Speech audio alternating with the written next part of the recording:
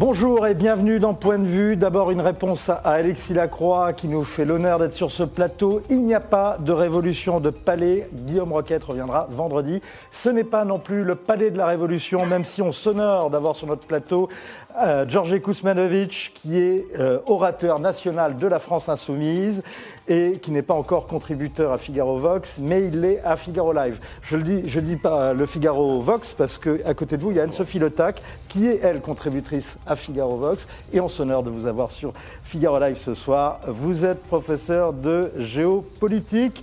On le disait donc, il y a Alexis Lacroix, le meilleur contradicteur de Đorđe Kosmanović, directeur délégué de la rédaction de l'Express. Et on signale votre dernier livre, J'accuse 1898-2018, permanence de l'antisémitisme. C'est aux éditions de l'Observatoire. On parlait de Figaro Vox, encore un contributeur, André Verkoff. Bonjour, merci d'être là. Bonjour. Vous êtes journaliste, écrivain, essayiste et fondateur d'une web TV, La France Libre. Vous avez donc toute votre place ici pour donner votre point de vue. Et on revient avec vous tous ce soir sur la polémique autour des casseurs du 1er mai. Casseurs de la société ou casseurs de la lutte sociale, c'est toute la question. Quelle est la responsabilité du gouvernement face à ces violences ? On en discute, on en débat, posez vos questions, donnez votre avis et répondez à la question du Figaro.fr. Face aux casseurs, faut-il rétablir l'état d'urgence ? Autre question, que faire vis-à-vis des djihadistes français ? Question relancée avec le report du procès à Bagdad de Mélina Bougueddaïr. Cette Française condamnée à 7 mois de prison en première instance risque désormais la perpétuité, voire la peine de mort. Emmanuel Macron a-t-il raison de supprimer l'exit tax ? C'est une autre question qu'on vous pose sur Twitter. Cet impôt frappait les évadés fiscaux. Il avait été mis en place par Nicolas Sarkozy. La question vous est donc posée sur Twitter et on la posera à nos débatteurs après avoir revu la une de Forbes qui célèbre dans le président français le champion du libre-échange. On reviendra enfin sur des chiffres, ceux de 2016 de l'armement dans le monde. La France recule au classement, elle est dépassée par l'Inde. Question, est-ce que Paris baisse la garde ou la France est-elle suffisamment armée ? Votez sur Twitter, #Figaro Live, #Point de vue et donnez votre avis. On en débat, on est là pour ça. Alors la première question qu'on se pose ce soir, c'est celle du Figaro.fr. Face aux casseurs, faut-il rétablir l'état d'urgence ? Toutes ces images que vous venez de voir ont tourné en boucle depuis 24 heures, c'était hier près de la gare d'Austerlitz. Est-ce que le gouvernement a sous-estimé les risques de violence ? C'est la question également qu'on se pose depuis 24 heures. Et voici la réponse d'un des premiers concernés, le ministre de l'Intérieur, c'était à la mi-journée. Nous, on veut éviter les morts. En même temps, il fallait les bloquer. Et vous voyez que finalement, les dégradations sont sur 400 mètres. Et on les bloque après. Mais pourquoi on ne peut pas les bloquer tout de suite ? Parce qu'il y a des tas de gens qui sont venus là, qui sont simplement soit des sympathisants, soit même des touristes, des gens qui se baladent et qui se trouvent à l'avant de la manifestation. Et tout l'art des Black Blocs, c'est de se mélanger à des gens pour essayer de faire que la police intervienne et qu'à ce moment-là, il y ait des morts, des blessés. Et on salue Shahid, Jacques, Gérard Loud qui nous rejoignent. André Verkoff, est-ce que vous êtes convaincu par les explications de Gérard Collomb ? Gérard Collomb a une espèce d'antienne intéressante. Il découvre toujours après coup qu'on aurait pu faire quelque chose, mais on ne savait pas. Il a dit sur les fichiers S, il a dit sur les attentats. À chaque fois, c'est... Les Black Blocs, quand même, ça existe depuis 30 ans. Hein. Ce n'est pas une nouveauté, les Black Blocs. On sait très bien, ce sont des gens très organisés au niveau européen et même au niveau mondial.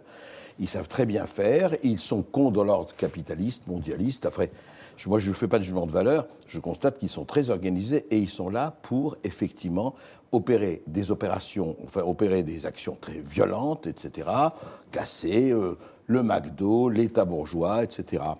Bon, ce que peuvent penser le concessionnaire Renault ou le propriétaire ou le gérant de McDo, ça n'a aucune importance. Ça, c'est pertes et profits. Mais je ne comprends pas, franchement, sans faire de la responsabilité du gouvernement qui n'est pas su à l'avance, parce que franchement, ce n'était pas très compliqué, qui n'est pas prévu à l'avance tout ce qu'il fallait faire. Et j'adore quand il dit « Oh, ben il y a eu des dégradations que sur 400 mètres ». Mais enfin, il aurait dû avoir des dégradations sur 0,5 mètre. Je veux dire, ils savent très bien, c'est une organisation. Ils ont le temps de s'habiller, de se casquer, de s'armer avec les armes qu'ils ont. Voilà, c'est quand même un peu, je trouve, légèrement pusillanime, c'est le moins que l'on puisse dire, de Collomb qui puisse faire ce genre de déclaration. C'est votre avis, Alexis Lacroix ? Non, moi je vais être le défenseur de Collomb. Je pense que le propre de ces groupes pour lesquels j'ai la même antipathie que André, le propre de ces groupes, c'est de pratiquer des violences erratiques, c'est-à-dire d'intervenir là où on ne les attend pas et quand on ne les attend pas. Alors c'est vrai qu'au nom d'un principe de précaution policier absolu, l'actuel exécutif aurait pu ouvrir le parapluie, mais n'en demandons pas trop et surtout n'inversons pas, si vous voulez, la charge de la preuve en matière de culpabilité. La vraie culpabilité revient à ces groupes extrémistes. Je suis de ceux, et d'ailleurs là je rejoins André, je suis de ceux qui pensent qu'il ne s'agit pas simplement d'une casse sociale, c'est un désir de mettre à bas les institutions même de la République, de casser la République. Ces gens-là sont un scandale vivant, il faut tout faire pour les empêcher d'agir, mais là, en l'occurrence, je ne crois pas qu'on puisse prendre Collomb et ses services en défaut. Encore une fois, c'est une violence erratique qui fonctionne de manière éruptive et non prévisible. C'est assez curieux, Alexis, que vous disiez ça, parce que sans être absolument mieux informé que le ministère de l'Intérieur, juste sur la base de ce qu'on avait vu l'an dernier, au 1er mai, pour la couverture de Figaro Live, on s'était dit on va mettre une équipe dans le cortège de la manifestation, et puis une autre équipe en tête de cortège, parce que généralement c'est là qu'il y a de la casse. Franchement, il n'y avait pas besoin d'être grand clair et d'avoir les infos de la DGSI pour faire ça. On est quand même assez étonné que le gouvernement n'ait pas prévu un dispositif plus consistant. Écoutez, j'en sais rien. Moi, ce que je constate, c'est que cet exécutif, qui est bien critiquable sur d'autres plans, sur le plan sécuritaire, très sincèrement, il est assez incritiquable. Alors c'est vrai que c'est la mode, notamment dans des rangs de la droite, de faire le procès de Collomb. Moi, je n'entrerai pas là-dedans. Je pense, si vous voulez, qu'il est au maximum. D'abord, la France, plus largement, elle est au maximum de son déploiement de forces de sécurité. On le sait bien, en raison d'autres menaces qui, elles, sont absolument réelles et qui ne sont pas erratiques, qui sont les menaces terroristes. Et en ce qui concerne, encore une fois, les Black Blocs, je crois qu'il faut revenir au caractère erratique, imprévisible, inassignable de cette menace. Donc on ne peut pas demander à l'État d'être là à chaque coin de rue pour prévenir ce type de méfaits que je réprouve avec la dernière énergie comme André. On l'a bien compris. Anne-Sophie Le Tac. En fait, il me semble qu'au-delà du fait que Gérard Collomb lui-même est assez maladroit dans sa manière de s'exprimer, ce qui est d'ailleurs assez souvent le cas, il me semble que ce qu'on peut dire, c'est qu'on est vraiment dans un état de droit. C'est-à-dire que, en fait, qu'est-ce qui s'est passé ? Cet état de droit a arrêté 270... C'était un état de droit Tout à fait. Alors, je vais vous dire pourquoi, parce qu'il y a 270 personnes... Parce qu'un internaute du Figaro nous dit que l'origine de ces violences, c'est plutôt la démission de l'État devant Notre-Dame des Landes. Les conseillers ne sont pas les payeurs. C'est sûr qu'on est toujours devant la télé en train de dire « Ah oui, c'est pas bien, il faudrait que... » Les internautes ont des points de vue qui sont intéressants et qui sont frappés au coin du bon sens. Oui, certes, mais je voudrais juste dire ce que j'avais à dire, c'est-à-dire que en fait, donc il y a 270 personnes Black Bloc qui ont été arrêtées. Certes, ça peut paraître peu, mais c'est la première fois qu'il y a une stratégie efficace contre eux. C'est-à-dire que 270 personnes ont été arrêtées, ont été nassées, c'est-à-dire qu'ils ont été mis dans une nasse, ils ont été arrêtés de manière extrêmement efficace. Et aujourd'hui, ce qu'on va pouvoir faire, alors peut-être que ces internautes seront contents de le savoir, c'est on va pouvoir faire à travers ce coup de filet, on va pouvoir savoir qui sont ces personnes, on va pouvoir faire une petite sociologie de ces personnes, ce qu'on a finalement ce qu'on a à travers un monsieur qui s'appelle Sylvain Boulouk, c'est ça qui est un spécialiste de la question qui nous explique... Excellent spécialiste. Voilà, excellent spécialiste, qui nous explique quand même que c'est certainement des jeunes gens qui sont plutôt de bonne famille, plutôt favorisés. Anne-Sophie Le Tac, il suffit d'être là pour le voir, il suffit d'être parmi eux. Je veux dire, l'an dernier, on l'avait déjà vu, on l'avait raconté sur Figaro Live.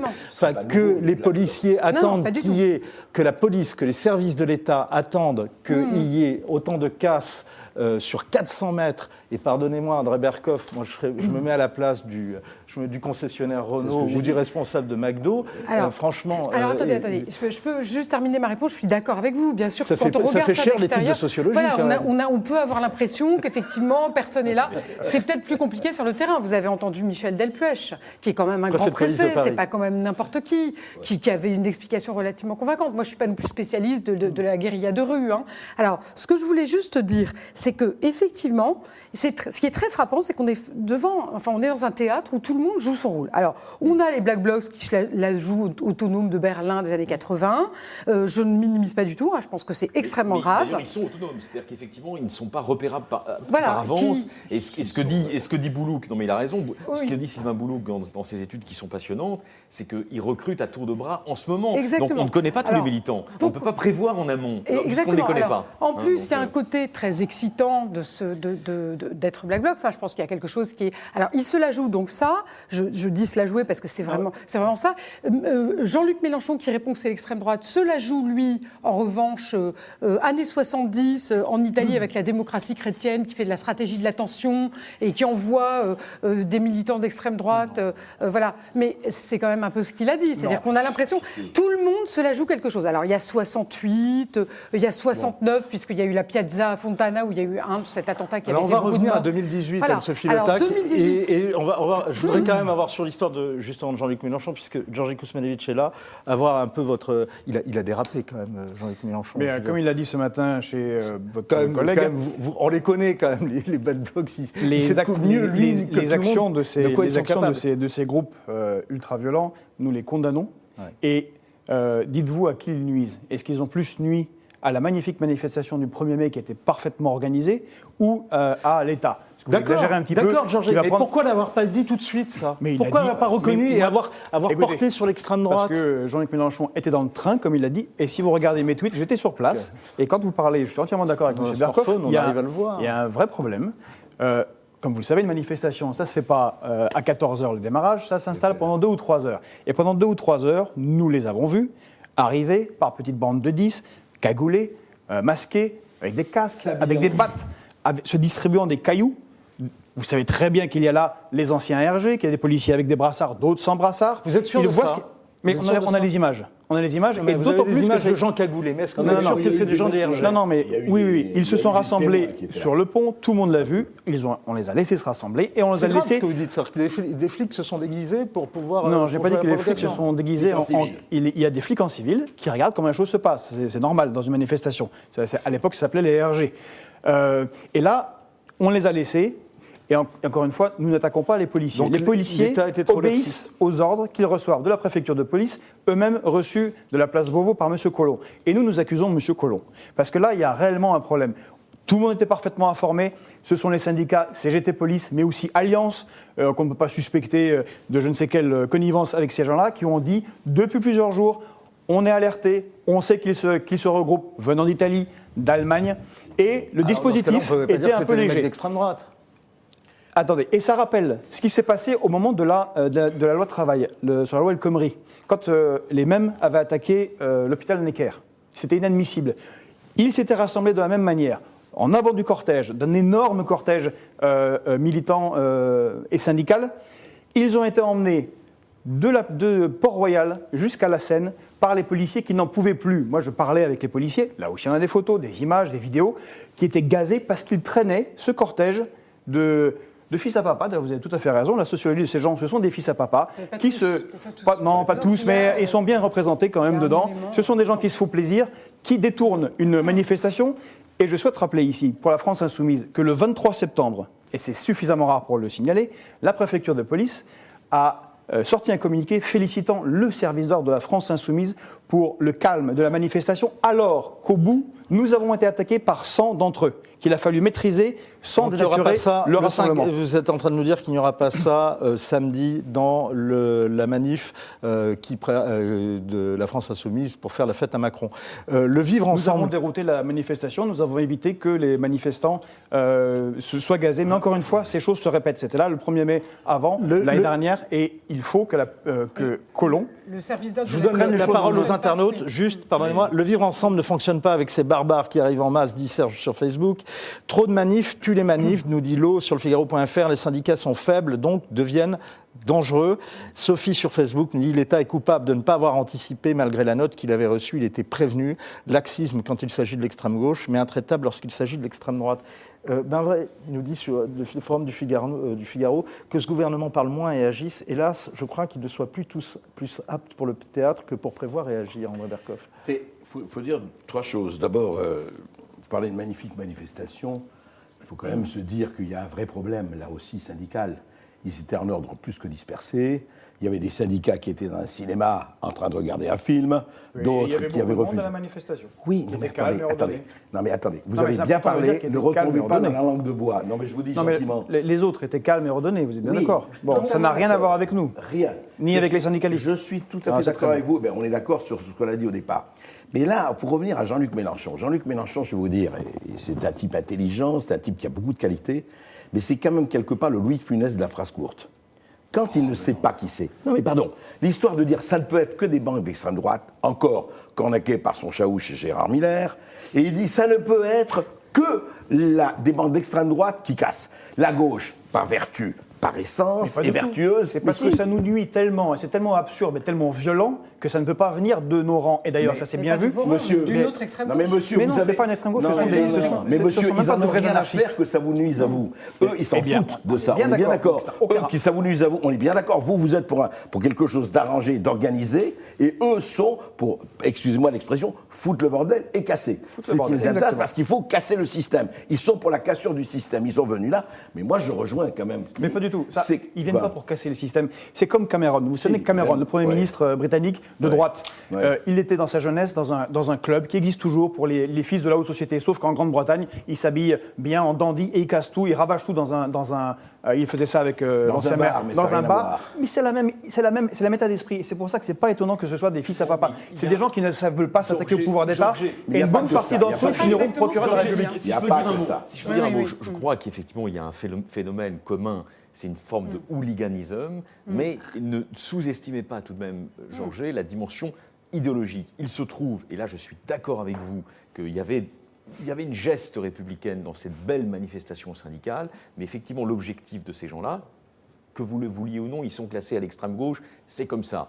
C'est de nuire à l'autre gauche que vous représentez, qui est une gauche républicaine, opposition très antilibérale, mais en tout cas digne dans son comportement. Or, effectivement, ces gens-là, je suis désolé, ils sont classés à l'extrême gauche. Ils se comportent peut-être comme des fascistes, ça c'est une question qu'on peut poser. problème, ça. Non, mais c'est une question qu'on peut poser, et moi-même je fais Comme partie des de ceux... bolcheviks. Non, mais je fais partie de ceux qui sont sensibles au chassé-croisé entre la droite et la gauche, entre l'extrême droite et l'extrême gauche dans les comportements. Il y a souvent, dans une certaine extrême gauche, pas celle que peuvent représenter des gens de la France insoumise, c'est bien entendu, mais il y a souvent des copies pirates d'attitudes qui furent celles historiquement du fascisme. Mais C'est-à-dire, voilà, attendez, exactement. c'est-à-dire une Mais ceux-là sont connus. Attendez, mais laissez-moi finir ma phrase. est longue.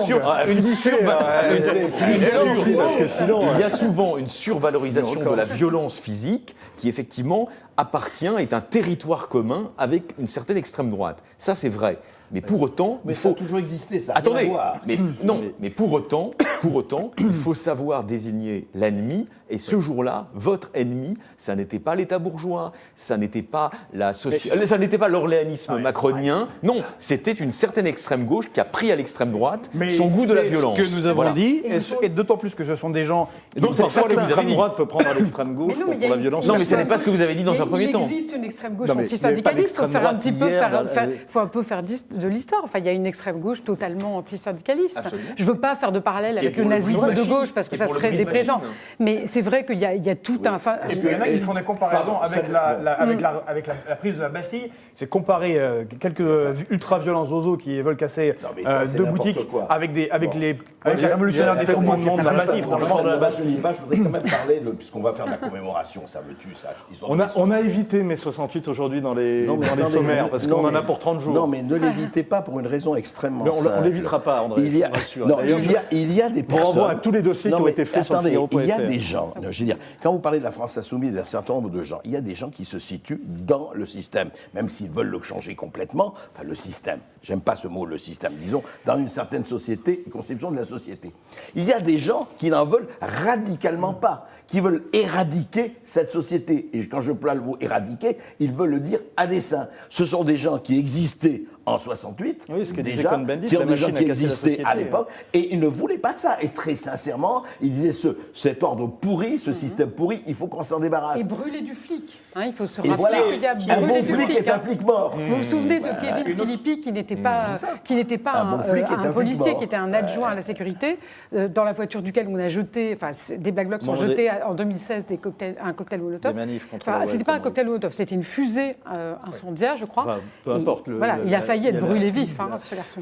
Une autre chose juste qui est inadmissible, c'est l'instrumentalisation de ces violences pour détourner l'objectif de la manifestation du 1er mai, qui est de rappeler que nous luttons contre les réformes qu'impose Macron. Et c'est un petit peu infâme ce qu'a dit Monsieur le Premier ministre Philippe, quand il a dit que ces gens-là sont excités par, comme il dit, des discours radicaux qui encouragent de tels agissements. En fait, en subliminal, il critique la France insoumise. C'était Non, Philippe non. Poutou qui a dit Et la violence la- légitime. Oui, c'est Poutou. Non, non, Ouais, mais c'est je Poutou qui a dit ça. parle de M. Philippe. Ouais, mais Non, Poutou mais- existe, Ouais, mais il a pu Poutou déclarer a ça. dit Je vous ça. coupe pas, je vous coupe pas, essayez de faire le même effort, c'est assez compliqué. on est là, on essaie Donc de c'est une discuter. critique de la France insoumise et de la CGT On subliminale, essaye de c'est discuter. inacceptable. Et la prochaine fois, On essaye de discuter en vérité. il serait souhaitable que la police soit mieux utilisée, parce que ce sont des gens compétents, et là ils ont été utilisés de travers, et j'espère qu'il y aura une enquête pour savoir si ce n'était pas à dessein. Olivier Faure réclame justement une commission d'enquête.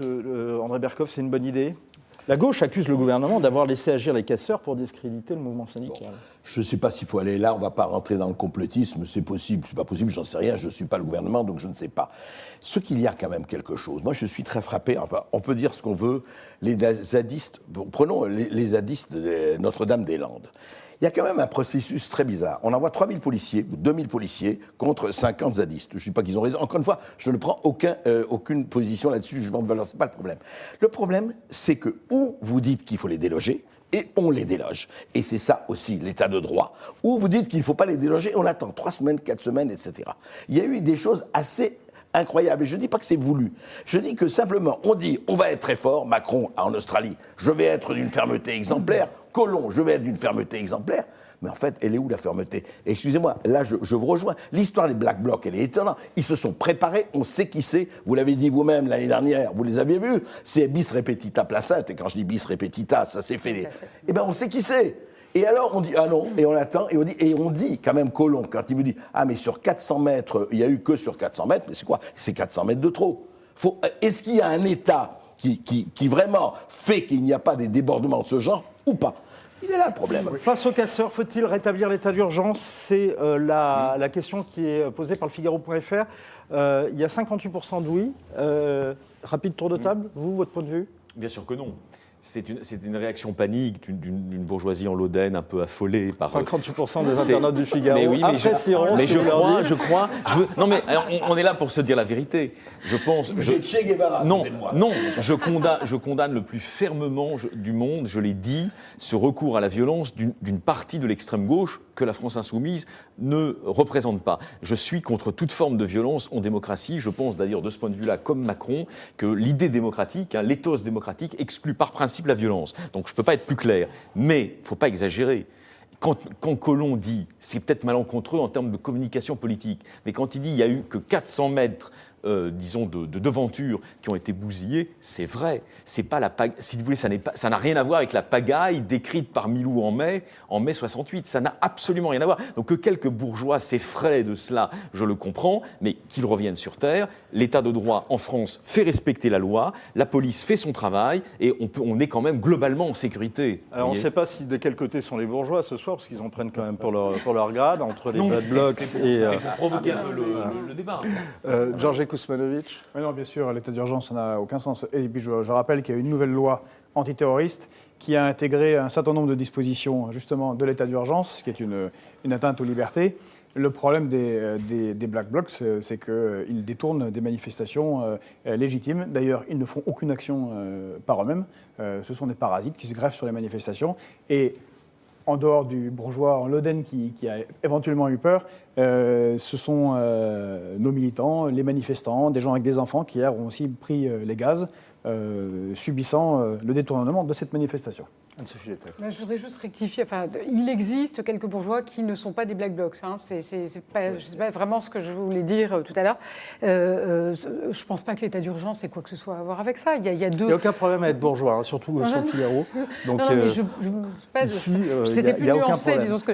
Non, en revanche, je ne crois pas que l'état d'urgence va jouer un rôle. D'abord parce que le problème n'est pas là. Le problème est dans le fait que probablement on ne veut pas avoir de morts ou de brûlés dans la police, qu'on ne veut pas non plus avoir de blessés dans la foule et qu'il y a probablement aussi une pusillanimité de l'État probablement là-dessus. C'est-à-dire que peut-être que paradoxalement, on n'intervient pas suffisamment vite parce que la peur, c'est celle de l'affrontement. Et je ne crois pas que l'état d'urgence ait quoi que ce soit à voir. Est-ce qu'on pourrait dire simplement, parce qu'il n'y a pas que la France insoumise ou d'autres qui ont le droit de manifester et d'autres non. Le vrai problème, est-ce que Black Bloc doit être interdit ou pas? C'est ça le problème. Alors, est-ce que Black Bloc a le droit, non mais je veux dire, posons les trucs, est-ce que Black Bloc a le droit, comme d'autres, de manifester et d'être là à leur manière, ou vous dites que Black Bloc est uniquement là pour casser et pour foutre les manifestations en l'air, et à ce moment-là, eh ben, il faut l'interdire. Voilà, ou pas. C'est une question qui méritera d'être posée et on y en débattra dans une autre émission. Personnel pour son interdiction, moi. Vous voyez. Ils sont Mais, interdits, eh bien, c'est pas un on l'a- mouvement, c'est pas un Ah bah mouvement, écoutez, là. ils sont interdits, mais C'est une nébuleuse. Là, je rejoins nos amis. C'est vrai que je comprends quand même l'émotion des populations qui voient qu'on ne les empêche pas d'agir. Oui, disons, mais hein, voilà. c'est difficile d'interdire quelque chose qui n'est pas un Il mouvement. faudra que vous voyez. enquêtiez sur ce que vont devenir les 270 qui ont été arrêtés. Alors, il n'y en a que 109, hein, puisque le chiffre a été revu à la baisse. Macron, justement, a-t-il raison de supprimer l'exit tax? Ça, on y revient dans un instant, mais avant, on va aller à Bagdad,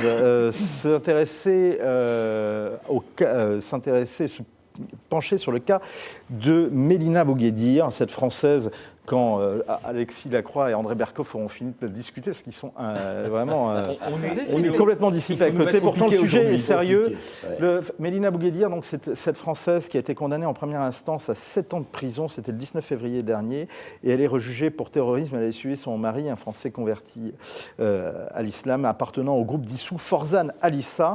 Alors, elle affirmait qu'elle ignorait les activités terroristes de son mari, mais les enquêteurs irakiens finalement n'ont pas suivi et la rejugent donc pour terrorisme et en vertu de l'article 4 du Code de lutte contre le terrorisme en Irak sur les crimes de terrorisme, la complicité ou la dénonciation de crimes terroristes, Mélina Bouguédir pourrait écoper d'une sentence de mort ou de la perpétuité, une peine qui en Irak se traduit par 20 ans d'emprisonnement. Une autre Française a écopé de 20 ans de prison le 17 avril dernier. Est-ce que vous êtes favorable à ce que ces peines soient purgées à l'étranger, là-bas, ou bien est-ce qu'il faut rapatrier ces djihadistes? Anne-Sophie Letec. Alors, je trouve toujours qu'il y a beaucoup de condescendance sur ces histoires-là. L'Irak est un État souverain, que je sache. C'est un État qui a une police, une justice, qui est certes en difficulté après la guerre, mais il est donc dans la mesure où l'État français est là pour protéger ses ressortissants et finalement, quand ils sont soumis à un danger, peut demander à ce qu'ils soient rapatriés. Là, franchement, on est dans aucun des cas qui sont liés à ce type de situation. Que je sache, Maximilien, son époux Maximilien Thibault n'est pas un gentil entrepreneur parti à Bagdad. Elle ignorait ce qu'elle a dit, c'est qu'elle ignorait. Ça, franchement, évidemment, je ne suis pas une enquêtrice, une juge d'instruction, mais enfin, c'est quand même tellement fréquent. Vous avez peut-être lu le livre de David Thompson, Les Revenants. C'est tellement fréquent qu'on pratique la taqiyya, c'est-à-dire la dissimulation extrêmement avisée, d'ailleurs, et extrêmement intelligente, il faut bien le dire. Alors, l'autre point qui me semble très important, c'est qu'il y a une très grande condescendance vis-à-vis des femmes. Je suis désolée, on ne peut pas faire d'un côté balance ton porc, MeToo, vous allez trouver que c'est un peu un autre sujet, mais on ne peut pas dire que les femmes sont libres, etc., et ne pas constater qu'il y a des femmes qui, certes voilées, certes, sont extrêmement indépendantes, savent très bien ce qu'elles font, et sont des djihadistes elles-mêmes. Voilà. Georges Kosmanovic. Écoutez, je suis d'accord avec Madame Letec. C'est M. François Molins, le procureur de la République, qui a rappelé en ces termes qu'on ne peut pas empêcher un pays à l'existence reconnue d'exercer sa souveraineté. Il a des lois qui s'y appliquent. Par exemple, c'est le cas d'Abdeslam, qui a tenu un rôle important, majeur, dans les attentats du 13 novembre contre le Bataclan.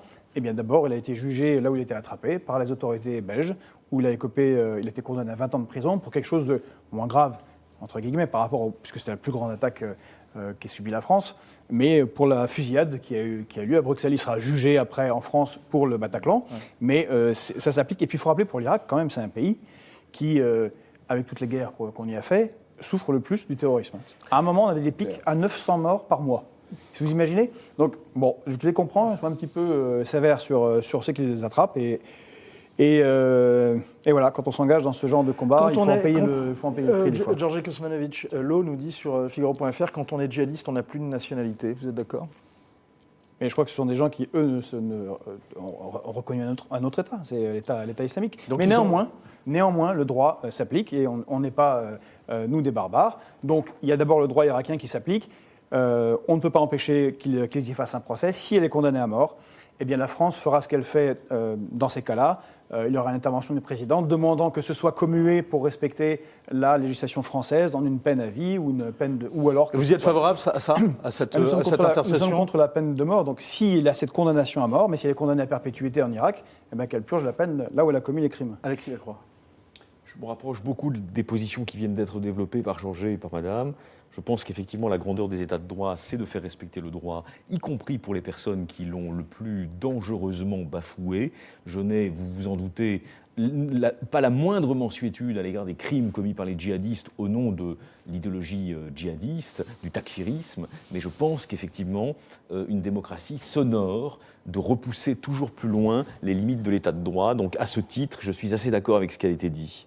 André Berkoff, je pense que vous avez un point de vue. Je voudrais rajouter à ça ce qu'a écrit notre consoeur Sonia Mabrouk. Et d'ailleurs, si vous n'avez pas lu le portrait, l'interview, les bonnes feuilles de son livre, Excellent dans le Figaro livre. Magazine, Livre. session de rattrapage, effectivement, sur le Figaro Premium. Le livre est vraiment très fort, effectivement, très intense. Il pose deux questions. D'abord, le sort, le traitement réservé aux enfants endoctrinés. Vous, quelle est votre solution par rapport à ça ? Parlons d'abord des femmes ou les personnes qui sont parties là-bas. Qu'on ne me dise pas, et on le sait très bien, qu'ils ne savaient absolument pas ce qu'ils faisaient ou que leurs compagnons ou leurs compagnes faisaient. Il faut arrêter. Le problème du djihadisme, il faut le dire, il y a un endoctrinement très précis et effectivement, il n'y a plus de frontières. Il y a le califat. On veut établir l'État islamique partout. Ils l'ont dit, ils l'ont écrit.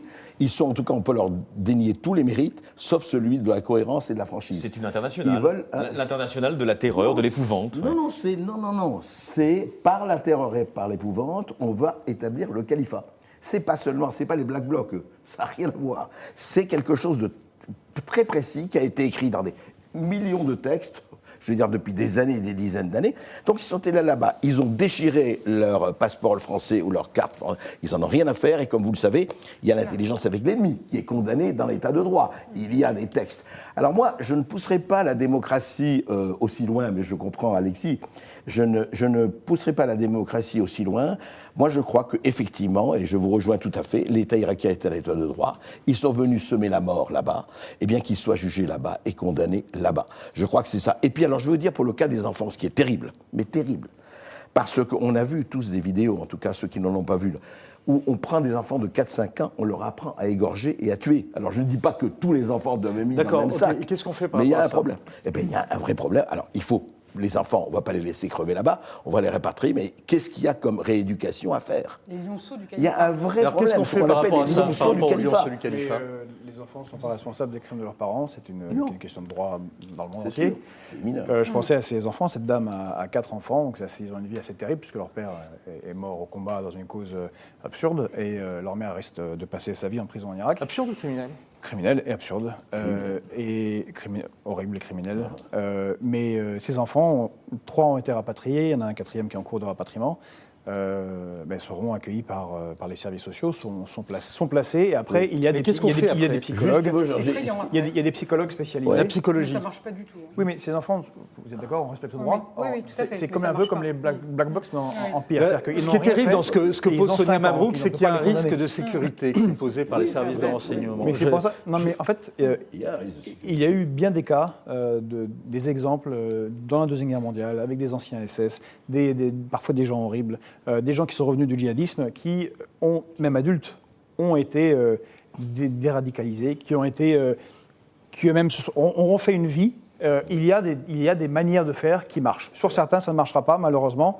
Voilà, ça sera un coût pour la société. Juste un mot, vous savez que la délocalisation en France, ça n'a pas du tout marché. Du tout. Les entreprises Je parle de certaines personnes. et qui ont dépensé des millions d'euros, ça a été un échec retentissant. Maintenant, je suis d'accord avec vous, il ne s'agit pas de leur dire, bon, qu'ils crèvent, c'est évident. Le problème, c'est qu'il faut savoir, voilà, il y a un endoctrinement dès l'âge de 2 ou 3 ans, Non, mais je sais et c'est bien, ça qui est c'est pas- terrifiant. je C'est renie- une idéologie nazie. Donc il faut continuer Vraiment à d'accord. surveiller. Si je vous suis. Autre question soulevée dans le livre par Sonia Mabrouk, le défi religieux. On l'écoute, elle était l'invitée d'Europe 1 ce matin. Il y a quelque chose d'essentiel qui manque, c'est le sens, c'est la quête de sens. On dit aujourd'hui il faut réformer, il faut faire, mais on ne dit pas pourquoi. Moi, l'ultime exemple et l'exemple qui me paraît le plus important, c'est celui que nous avons vécu il y a quelques semaines, je vous le redis, c'est celui d'Arnaud Beltrame. Pourquoi ? Parce que par son geste, il a opposé une forme de projet à l'islamisme. Pour une fois, alors que nous nous sentons désarmés, il a dit voilà une réponse. Ce n'est pas la réponse, on n'est pas tous capables de faire ce geste, mais il a développé un projet que les responsables politiques, malheureusement, ne développent plus, qui va au-delà des moyens, qui est le sens dans une société. André Berkoff, qu'est-ce que vous en pensez ? Écoutez, ça me paraît effectivement assez frappé au coin du bon sens, c'est le cas de le dire. C'est évident qu'il y a un projet de société à opposer. Ce qu'il faut savoir, Quel encore une projet de fois. société ? Parce que c'est ça que Sonia Mabrouk pose. Jusqu'à présent, on dit la laïcité et le vivre ensemble, le vivre à la française. Non, mais apparemment, ça ne suffit pas. Ça, ce sont des slogans. Enfin, la laïcité n'est pas un slogan. Le vivre ensemble, pour moi, c'est un slogan. Le vrai problème, c'est sur quelles valeurs on se base, sur quelles valeurs on se réarme. Quand je dis réarmement mental, éthique, moral. C'est ça. On est désarmé. L'Occident est désarmé face au discours djihadiste. Il faut bien comprendre ce qu'est le discours djihadiste, qui est très fort. C'est prédication et harangue.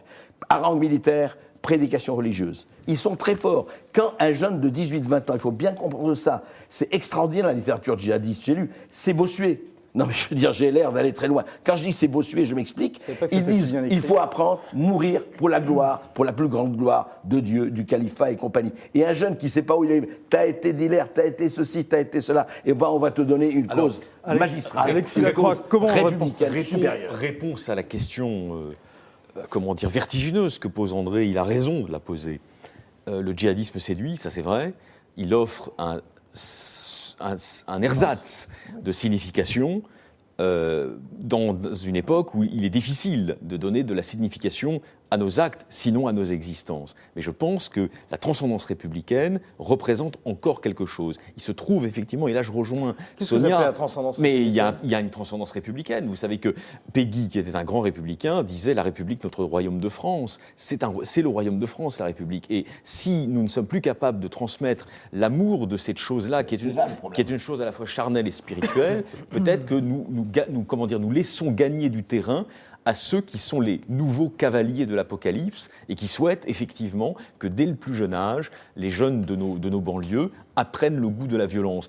Il faut réinstituer le goût de cette transcendance républicaine. Ça fera peut-être un petit peu régresser, mais partout, mais d'abord dans les banlieues, ça fera un peu régresser le goût de la mort qui a pris la place des transcendantaux d'hier. Il faut déjà comprendre en fait ce que c'est que le djihadisme, très rapidement, au sens où le djihadisme c'est une excitation, c'est l'aboutissement de la société de consommation. Hein, c'est vraiment quelque chose, une avidité, une excitation de devenir lion, comme ça, du califat. Et ça, je pense qu'il faut vraiment que la société de consommation réfléchisse à elle-même. Il y a quelque chose de vraiment profond.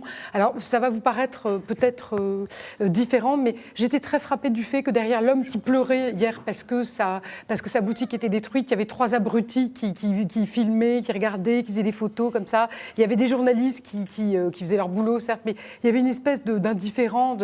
Et en fait, ça, je pense que le djihadisme se nourrit aussi de ce spectacle permanent, de ce théâtre permanent, et qu'il faut réfléchir à ça, à ce que c'est que ce système de consommation d'images dans lequel... mais ça joue un rôle très important, je pense, dans l'esprit des jeunes. Il y a cette excitation qui joue un rôle L'islam fondamental. radical, nous dit Catherine sur Facebook, est un poison qui se propage à grande vitesse, profitant de notre naïveté et de nos principes républicains. Ah oui, mais je suis d'accord avec Sonia Mabrouk. C'est un manque de sens, souvent, et de perspective et Mais d'espoir. est-ce que la laïcité républicaine peut suffire ? La laïcité, oui, il faut plus de république. Et ça veut dire quoi, plus de République? Parce que ça, c'est une... Il a raison, il faut plus de République. Qu'est-ce que ça veut dire? On comprend les mots. C'est les On comprend je vais vous c'est dire. joli mots, mais de la France concrètement, moderne, c'est les fondements de la France moderne. le défi religieux. Les gens à qui Plus tu de dois République. t'adresser s'en foutent. Georges Non, Kousmanovic. plus de Ouais, République après, il y a un autre consiste dans cette continue question, parce le que débat. c'est ce qui les gens sont inquiets pour les actes de terrorisme, c'est par exemple que l'État donne les moyens pour construire un parquet national antiterroriste ou un deuxième parquet antiterroriste. Oui, C'est mais donner, force au c'est discours donner les moyens, apocalyptique djihadiste. c'est donner les moyens à l'école pour ne pas avoir des classes en surnuméraire, avoir des profs qui soient formés, avoir des services d'État qui aillent partout et casser la logique de ghetto et puis chasser les prédicateurs takfiristes qui certains Et fermer certaines mosquées salafistes. et fermer les mosquées. Enfin, la mosquée et les murs en eux-mêmes ne posent pas de problème, c'est plutôt les prêches qui sont faits dedans. Avec le temps, parce que pour cette chose-là, il faut du temps, comme disent les Américains, will prevail. Il faut du courage. Comme ça, Est-ce que vous êtes convaincu par ces solutions? Vous nous le dites, vous continuez à nous le dire sur Facebook et sur surtout le forum du Figaro.fr. Vous voulez pas quand même que la belle idée républicaine que je défends avec mon ami de la France Insoumise se retrouve blackboulée par vos auditeurs? Mais pas du tout, pas du tout. On veut pas de tout, on veut pas de blague bloquée, mais justement, est-ce que vous êtes convaincu par ça et est-ce que vous blackboulez justement cette belle idée républicaine? Vous pensez qu'on le fait quand on passe à un autre sujet? Vous nous le dites également. Macron a-t-il raison de supprimer l'exit tax? C'est la question également qu'on se pose, surtout après cette déclaration. Personne ne pourra me reprocher de ne pas être business friendly. C'est ce qu'a déclaré donc le chef de l'État, vous le voyez, au magazine Forbes. En une du magazine, le président de la République est adoubé leader du marché libre, à l'inverse d'un Trump et de ses barrières douanières ou d'une Grande-Bretagne qui a choisi le Brexit. Georges Kousmanovic. Trump ou Macron? Vous voyez, je l'avais amené au cas où. vous Répondez l'auriez à ma pas. question. Trump ou Macron? Mais Macron, Trump le protecteur ou Macron mais non, l'ouvreur? c'est beaucoup plus compliqué. Puis ce qui nous intéresse, c'est surtout Macron. C'est parce que ça dans vous l'article, dans l'article de Forbes, Macron a répété la ligne de Thatcher, ce qui est celle qu'il défend. C'était "There is no alternative". Et lui, il a dit "There is no other choice". C'est ce qu'il dit. Mais là, c'est génial. Il retire une taxe qui a été mise par qui? Par Sarkozy, qui est loin quand même d'être un bolchevique échevelé. Donc il réussit à faire quelque chose, c'est être plus de droite que la droite, plus libéral que libéral, et enlever... donc il trouve que les riches, alors que Sarkozy avait déjà mis le bouclier fiscal à 50%, ne sont pas assez protégés pour faire du profit. Donc il y a eu la retrait de l'ISF. Et d'ailleurs, c'est intéressant, puisque vos auditeurs sont plutôt de droite, de parler des bourgeois en l'Eden. Il est génial, ce président. Il ne taxe pas il ne va plus On voit taxer. bien qu'on respecte les internautes du Oui, Figaro. non, mais justement, je les respecte. Non, C'est je qu'ils le ne dis sont- sérieusement. C'est beau les Loden. les petits traders qui travaillent à Rothschild pourront emmener leur argent sans problème en Suisse, en Belgique, en Russie ou au Panama, que sais-je, puisque la suppression de cette taxe leur permettrait. Par contre, ceux qui ont un appartement à Paris, un appartement familial, disons dans un quartier bourgeois, qui a une maison secondaire, comme ça arrive, eh ben, ils vont subir l'IFI, les taxes foncières, les taxes d'habitation, pour payer les quelques avantages des super riches. Et comme le disait Danton, on n'emporte pas La patrie à la semelle de ses souliers. Oui, là, je dois dire que Macron a atteint un degré d'intensité politique que je n'avais pas entendu depuis Karl Marx. Vous savez ce qu'a dit Warren Buffett, c'est le célèbre multimilliardaire de Walmart. Il a dit oui, la lutte des classes a eu lieu, les riches ont gagné. Et là, On prêtait alors, cette phrase à Denis Kessler. Je suis toujours pour la lutte Oui, des classes, mais j'ai changé de côté. Denis Kessler Mais il a qui est- toujours démenti. Denis Kessler, qui est très cultivé, s'est visiblement inspiré de Buffett. de Warren Buffett. Merci Alex. Non, le problème quand même, c'est vrai, je trouve ça quand même assez hallucinant. Alors vous disiez Trump ou Macron. Alors franchement, du point de vue, je dirais, du Vous pouvez répondre, patriotisme. vous avez écrit une biographie Ah bah lui, excellente mais de Trump. Moi, non mais c'est Qu'on pas ça. recommande. Que fait Trump? Qui est pour un milliardaire, hein, c'est pas un bolchevique non plus échevelé, c'est le moins qu'on puisse dire. Qu'est-ce qu'il fait? Oui, c'est vrai, mais il rapatrie. Il dit, je vais tout faire pour que l'argent revienne, l'argent des Américains ou l'argent des hedge funds, l'argent des sociétés revienne en Amérique. Qu'est-ce qu'il fait? Il baisse l'impôt des entreprises, il crée des jobs, il crée tout ça. Et regardez le résultat, on le voit en un an. Mais qu'est-ce qu'il fait l'autre? Pourquoi exit tax? Ça veut dire que plus j'ai du fric, plus je vais l'envoyer hors de France, moins je vais être imposé. C'est quand même, franchement, alors là, je ne suis pas économiste spécialisé, mais c'est hallucinant. Cet impôt n'est pas particulièrement bénéfique. Cet impôt n'est pas particulièrement bénéfique pour les finances publiques. Je ne veux pas d'impôt de sortie, dit Emmanuel Macron. Ah oui. Cela n'a pas de sens. Les gens sont libres d'investir où ils veulent. Alors là, C'est vous avez- sûr. Alexis, Les impôts il est d'entrée. quand même le président des très riches sur ce coup-là. Alors, je dirais pas tout à fait ça comme ça, mais comme j'ai quand même un sens de la réalité chevillé au corps, j'ai conscience que mes camarades Georget et André viennent de parler d'or. Et ce qui m'intéresse en revanche, c'est pourquoi, si vous voulez, ces mesures qui sont effectivement thatchériennes. D'ailleurs, il y a des hommes de droite qui commencent à le dire, Xavier Bertrand le dit, il a raison.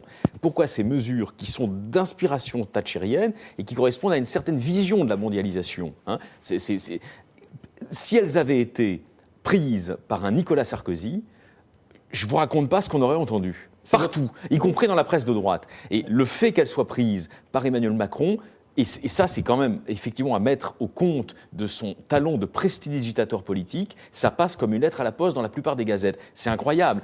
Mais méditons sur ce paradoxe. On a posé la question sur Twitter. L'antisarkozysme pavlovien nous a tympanisé les oreilles pendant des années, et aujourd'hui, on a une politique qui, par certains aspects, est plus à droite que celle que Nicolas Sarkozy avait menée, avec, disait-on à l'époque, ses amis, avec ses amis les patrons. Eh bien, Pas aujourd'hui, droite. personne ne La droite, mouffe. pas libérale. C'est très Alors, étonnant. Juste hein. Anne-Sophie Le Tac, Oui, je voudrais que vous répondiez Voilà, justement non, à ça. c'est pas forcément une politique de droite. Il y a une droite qui n'est pas libérale. C'est une politique libérale. Alors, bon, pour revenir à la taxe, 70 millions, ça rapporte pas beaucoup. C'est très punitif.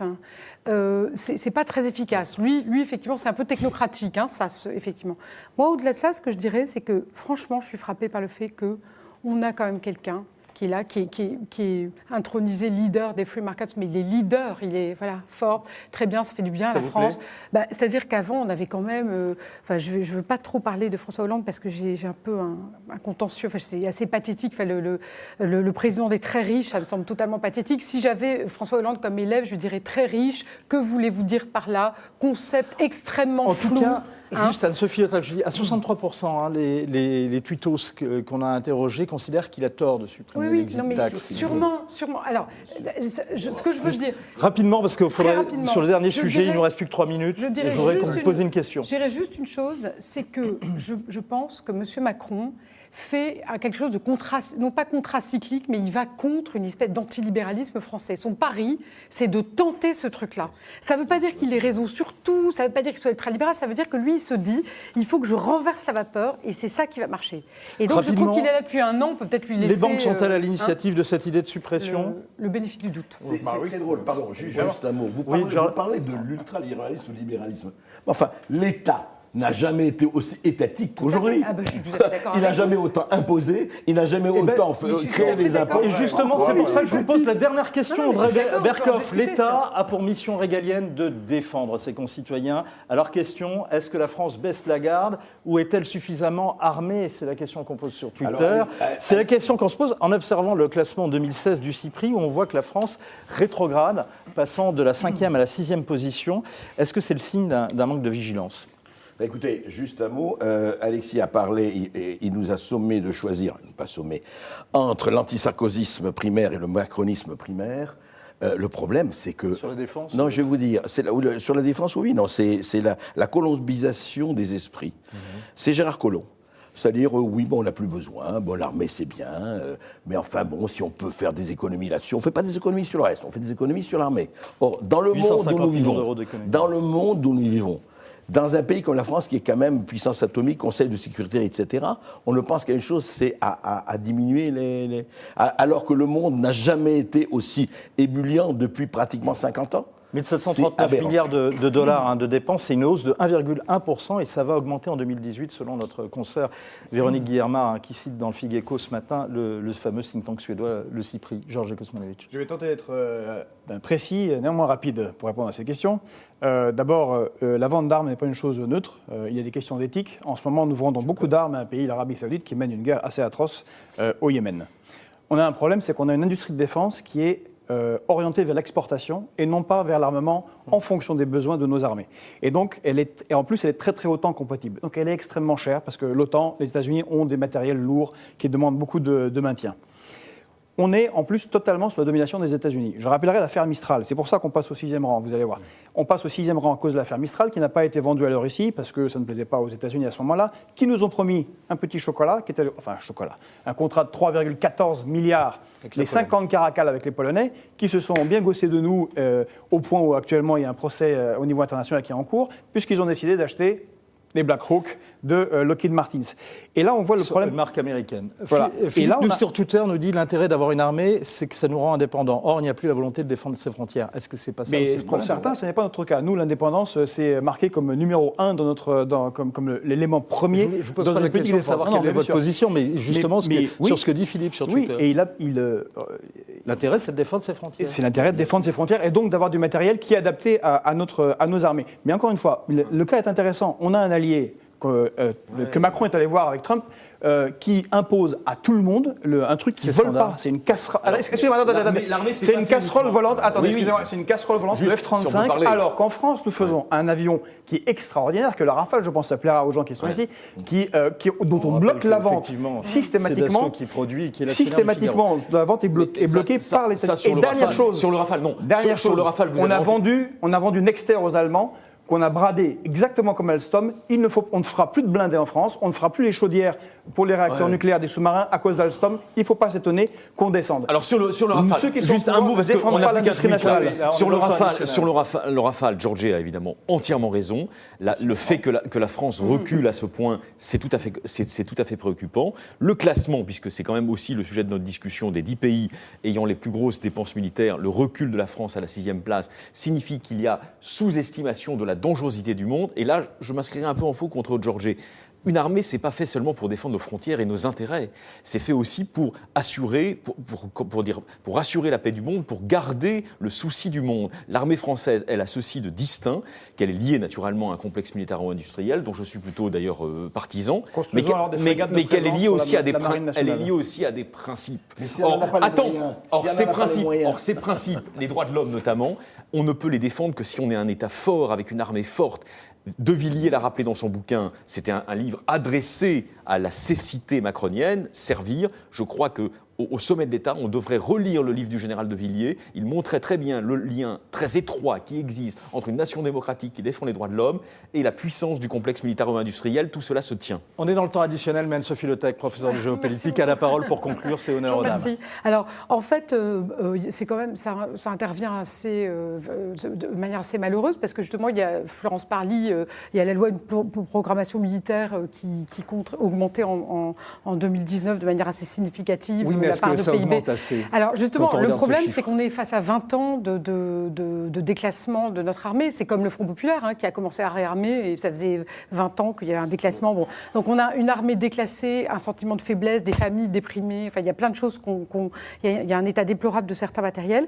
Alors, ceci dit, il faut quand même se rappeler qu'on a aussi une armée de qualité, de très grande qualité, des officiers de qualité, on a le feu nucléaire, on a des problèmes technologiques. Qu'il va falloir renouveler, justement. C'est quand même des dépenses. On a des problèmes technologiques très importants qui sont le manque de défense aérienne, le fait de se reposer sur ce feu nucléaire qui, en fait, est une espèce d'assoupissement, comme le dit le général Vincent Desportes. Alors, ce que je voudrais juste dire, parce que je sais qu'on n'a pas beaucoup de temps, c'est qu'on n'a pas pensé à qui prenait la place. Qui prend la place, c'est l'Inde. Et on n'est pas tout seul. L'Inde, c'est un pays émergent, le pays qui sera le plus peuplé dans le monde dans quelques années. Ce sera plus peuplé que la Chine. Il est entouré d'un rough neighborhood, c'est-à-dire d'un voisinage mal élevé, avec des pays nucléarisés, le Pakistan, et donc il développe beaucoup une armée. Voilà, mais oui, non, mais il y a quand même l'Inde qui est déjà un pays nucléarisé et qui surtout est un grand émergent, et donc il faut voir aussi que ce pays d'1,2 milliard d'habitants est en train de prendre une place. Juste pour faire une conclusion, il faut rappeler quand même que quand on a dit que Bachar el-Assad, pas cette fois-ci, avait franchi la ligne rouge, François Hollande, qui voulait le faire, a été incapable de le faire parce que les Américains n'ont pas suivi. Tant que nous serons incapables de faire une opération militaire, on l'a fait au Mali, tant qu'on ne sera pas incapable de faire une opération militaire, mais surtout de défendre nos frontières comme il faut, on n'aura pas avancé. Et ça, c'est un problème moral, c'est parce qu'ils ne voulaient pas y aller. C'est pas qu'il y avait un manque de capacité, c'est qu'il y avait un refus d'aller dans la Ghouta régler le problème, pour des tas de raisons. Je parle d'il y a 5 ans. Oui, mais il y a 5 ans aussi, c'était la Ghouta. Il a gazé. Alors effectivement, les deux thèses sont, on peut en discuter, en débattre, effectivement. Elles ont été dans la nature et elles ont été exprimées exprimés à ce moment-là. Merci beaucoup de les avoir exprimés en tous les cas avec beaucoup de vigueur et d'indépendance et de courtoisie. Et on se retrouve demain avec Marie-Amélie Lombard. Et comme promis, on se retrouve vendredi avec Guillaume Roquette, car il n'y a pas de révolution de palais. Et vous l'avez bien compris, On est ici, très ce n'est heureux. pas le palais de la Révolution. À très vite sur Figaro Live. Moi, j'aime bien Vincent Roux.